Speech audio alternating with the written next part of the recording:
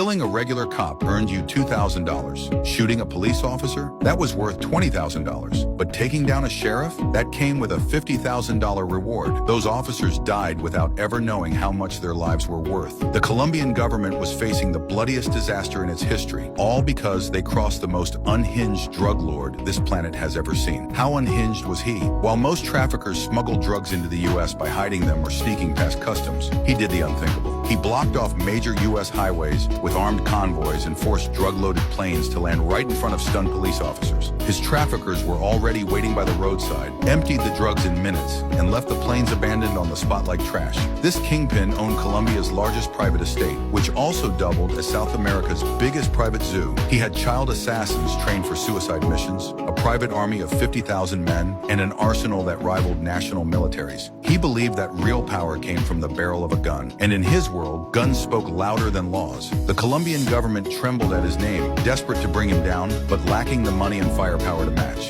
His name? Pablo Escobar, the infamous Colombian drug lord. The story takes place in the 1980s when Pablo, head of Colombia's biggest cartel, broke into the U.S. market with brutal simplicity. 1 kilo of pure cocaine sold for $7,000 in Colombia. But in the U.S., it could be cut with lactose to make 3 kilos and flipped for a staggering $150,000. Pablo smuggled 40 tons of cocaine into the U.S. every year, controlling 80% of the American market. It was the kind of business that turned him into a man richer than some nations, certainly richer than the Colombian government itself.